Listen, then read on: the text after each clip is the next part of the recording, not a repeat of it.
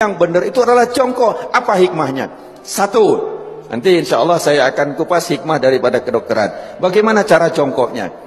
Yang pertama adalah seseorang kencing jongkok itu, saya ngadep ke sana, ini posisi kaki belakang.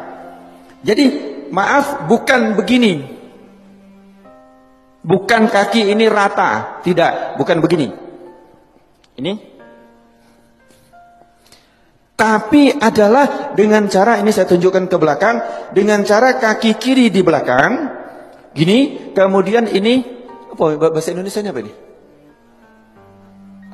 Bokong atau pantat, ngapunten ya di masjid ya, tapi saya sampaikan nggak apa-apa ya. Ya, ini, terus kemudian diletakkan di sini. Nanti saya ngadep ke sana, yang ini. Ini jadi seperti ini. Monggo, kalau ada yang langsung praktek nggak apa-apa, karena belum tentu bisa. Ini. Terus kemudian saya ngadep ke sana. Kaki kanan berada di depan. Ini tadi di belakang. Ini. Begini. Kaki kanan di depan, kaki kiri di belakang. Ini tidak boleh duduk gini. Jangan begini. Ini najis semua. Jadi ini, monggo. Latihan Pak. Belum tentu bisa. Nanti ini berhubungan dengan toharo. Kalau kencingnya tidak beres, wudhunya pasti tidak beres. Kalau wudhunya tidak beres, sholatnya tidak beres. Nah, ini. Terus kemudian yang kedua, kalau posisi seperti ini, maaf, seperti ini, maka kelek tadi posisinya seperti ini. Dia juntit begini.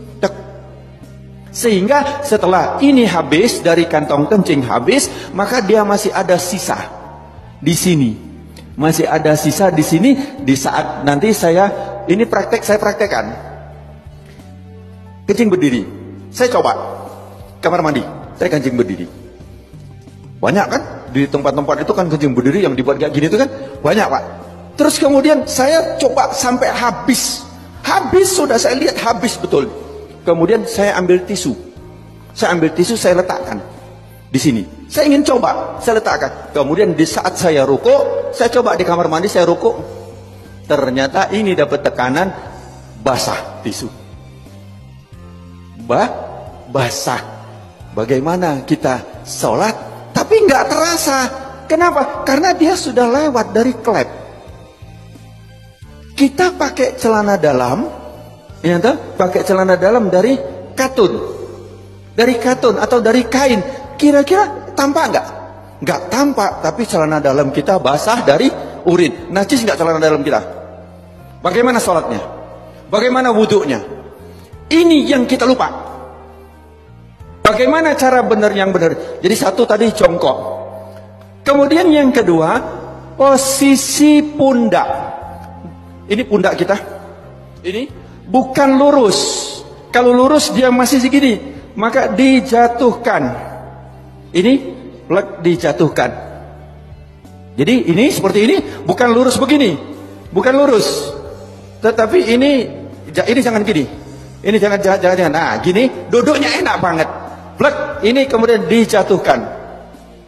Nah, di saat dijatuhkan itu, maka posisi kelep tadi yang seperti ini, dia akan turun ke bawah.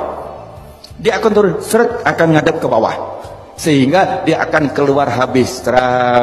Akan habis. Ini. Yang kedua adalah seperti ini. Ini enak banget. Setelah selesai habis, kencing, habis, terus kemudian kadang-kadang masih tersisa, itu boleh digoyang. Tidak perlu berdiri, boleh digoyang. Enak digoyang. Karena posisi seperti ini tadi, apabila kita goyang, dia berubah, dia akan keluar lagi. Jadi cukup ini saja. Langsung dia keluar 2-3 kali nggak apa-apa. Insya Allah dia akan habis. Setelah selesai seperti ini, yang kedua adalah hendaklah berdehem. Berdehem. Ini yang kedua yang diajarkan oleh Rasulullah Sallallahu Alaihi Wasallam adalah berdehem. Bagaimana cara berdehem yang benar? Ini juga penting. Berdehem yang benar itu bukan. Berdehem yang benar itu perlu belajar. Gimana cara berdehem yang benar? Adalah dengan cara tarik nafas. Di saat ini tarik nafas, di saat seseorang tarik nafas, ini paru-paru mengembang, set.